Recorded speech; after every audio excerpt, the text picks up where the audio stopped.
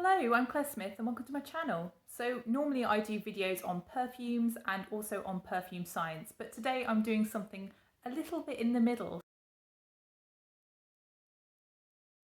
What does your signature scent say about you? So when you think about your signature scent or the scents that you like, what is the one note that stands out? If that note is in this video, then please let me know if you think these personality traits associate with what you feel you are as a person. This is loosely based on some science, but how good that science is, I'm kind of going to ignore.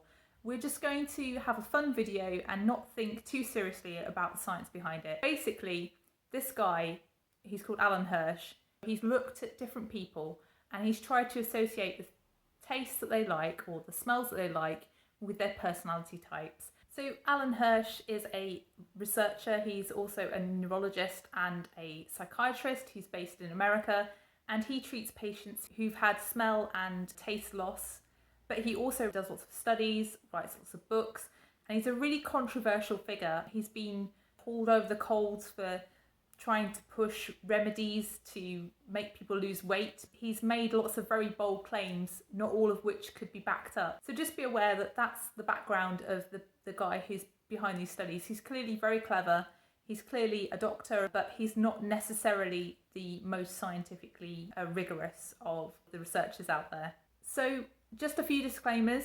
1, please don't treat this as scientific fact. 2, this is just a fun video.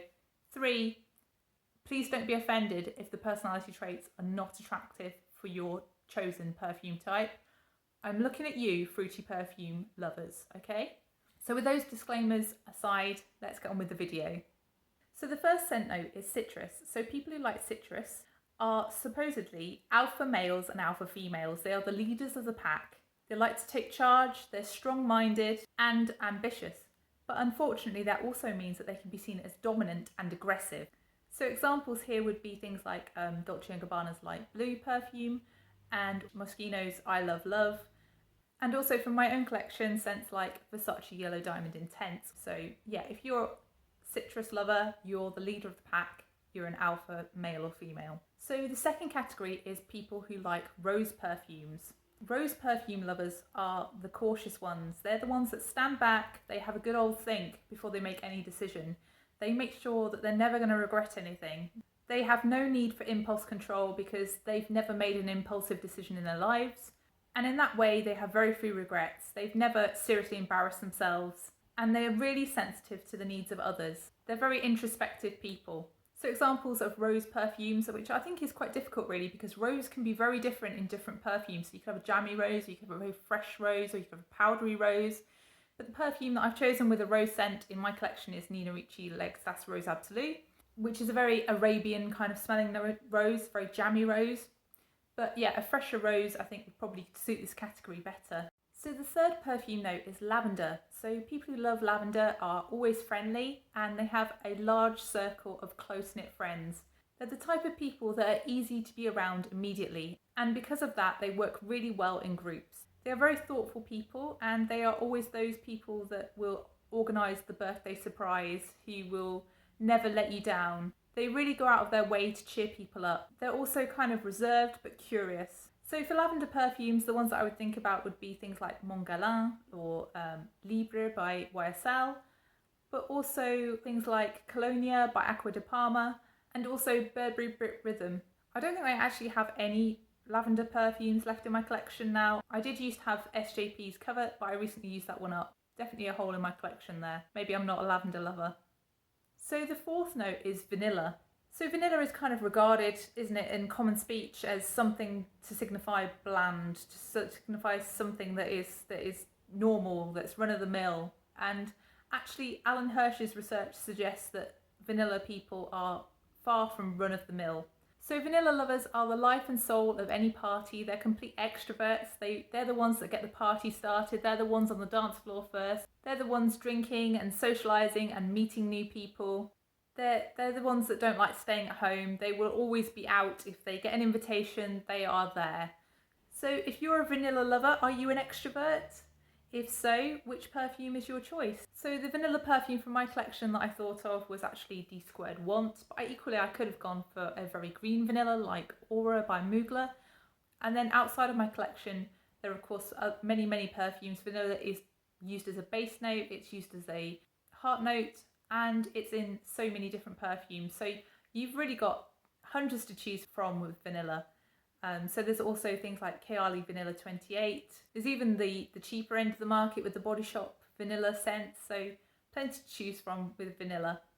So the next note is sandalwood. So sandalwood lovers are high achievers. They are completely that type A personality where they set themselves really hard goals and they just keep striving even when they've met them. So even though they are themselves their biggest critic, and that can be very draining on them, they also really achieve their goals. They're the people who are absolutely good at everything. They're good at academia, they're good in their careers, and they're good at athletics. Their downsides are they're easily offended by any kind of comment made by other people, whether it's meant in a bad way or not, as they can easily misinterpret things. They also find it really hard to relax. So my type A personality perfume of choice, the one with the sandalwood note that stands out in my collection, is Zadig & Voltaire's This Is Her.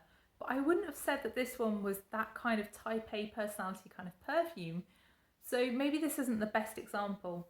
So we might also choose Santal 33 by Le Labo, or also Santal Majuscule by Serge Lutens, or possibly Diptyque's Tam Dao. So the next one is the one you've all been waiting for after the introduction. It's fruity notes. So people who like fruity notes are apparently irritable, cranky, and pessimistic. They're glass half empty kinds of people. They're divas with cynical humour, and they're likely to lose friends.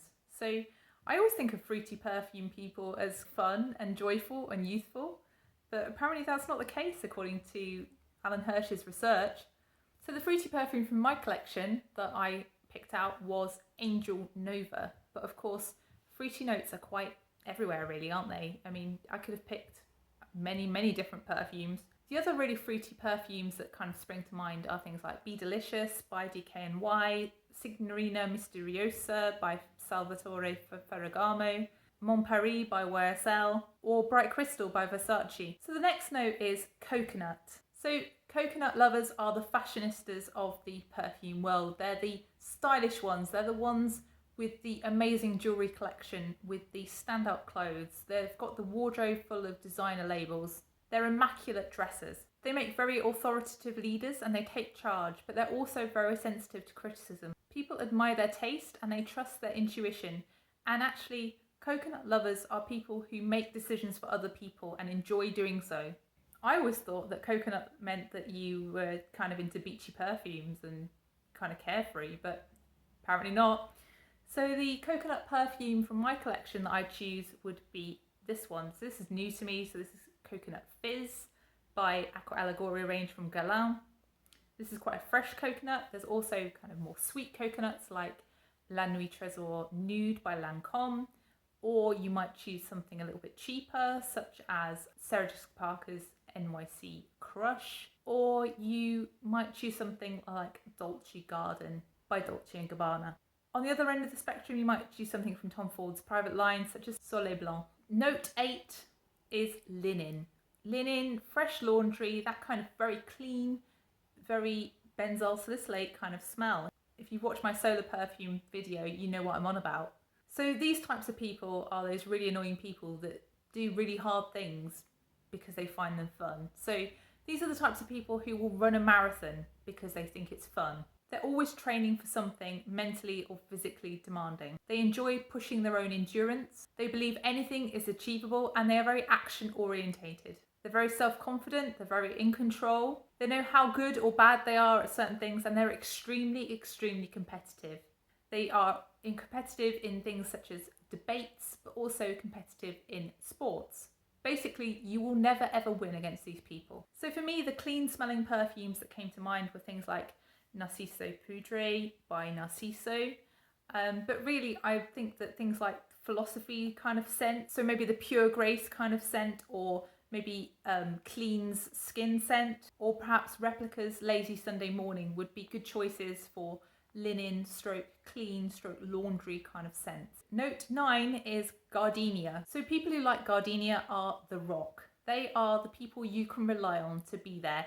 They are the people who will be your friends for decades, not just for, a couple of months in your life. They will never lose touch with you. They're not the type of people to go dating. They like a stable relationship. They like to be in a long-term relationship with somebody.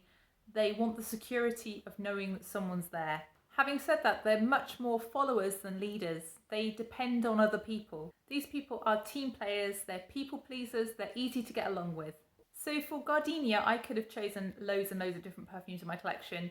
I could have chosen, for example, Madonna Truth or Dare. I could have chosen Versace Crystal Noir Eau de Toilette. That also has Gardenia in it.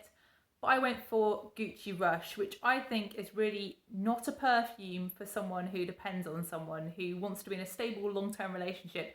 I couldn't think of a perfume less like that. So I really don't feel like this one entirely fits, but maybe there are other perfumes out there that are very of that kind of personality trope, but we'll see. So what do you think, Gardenia lovers? Does this figure with you?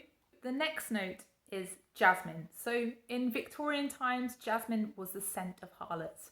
It was the scent of ladies of the night. And that is kind of what Alan Hirsch is going for with his research in a way. So he says that people who like Jasmine are wild. They're wild, they're unpredictable, and they're kind of a bit like vanillas, just a lot more fun. And that's saying something. They are complete neophiles. They love novelty. They love seeking out new experiences and new places. They're provocative. They enjoy a good time. That's an understatement. They're the kinds of people that stay up until the sun comes up. They're those people you talk to with those really crazy stories that you just don't really believe, but are actually true. They don't care what people think, and they're not going to waste a single second of their lives being bored. They are spontaneous, and they will do what they want when they want. I think jasmine is one of those notes that's in a lot of perfumes. I think there was a study that looked at the amount of jasmine in various perfumes, and those marketed to women, I think they found that it was in 83% of perfumes, and those marketed to men, it was in around 35% of perfumes. So it really is quite a prevalent note, but it's not often the star. But there is, clearly one perfume where it really is the star, and probably everybody knows about it, and that is Alien, and that's the one I'm choosing for my jasmine perfume. I could also have chosen a more floral jasmine, so something like Gucci Bloom, or I could have chosen something a little bit more pricey, such as something from Tom Ford's private line, such as Jasmine Rouge. So the final note I'm going to look at is Honeysuckle. Honeysuckle people are a pure delight. They are always happy, they always want to be happy, and they give off a happy vibe.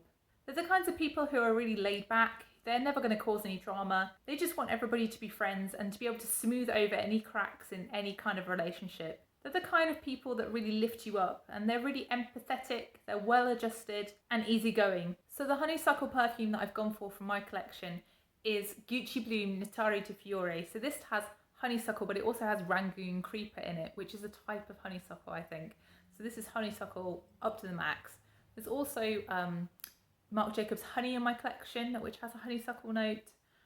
The two other perfumes with honeysuckle in that spring to mind are things like Wild Fox and also Modern Muse by Estee Lauder. So I hope you enjoyed the video. If you did enjoy the video, please press the like button and please consider subscribing. So what did you think? Did you think that your favourite note exemplified your personality, or do you think this research is basically not right? Or do you think it's generally true, but maybe you're the exception? Are you a rose lover? Are you an introvert? Or are you more of a jasmine or vanilla lover and a total extrovert and the first person on the dance floor? Please let me know down below, and please let me know if you enjoyed the video by pressing the like button. And please consider subscribing, because I do loads and loads of videos, some serious, some not so serious, and I'd love to have a chat with you in the comments. So say hello. I'll see you in the next one. Thank you for watching. Bye.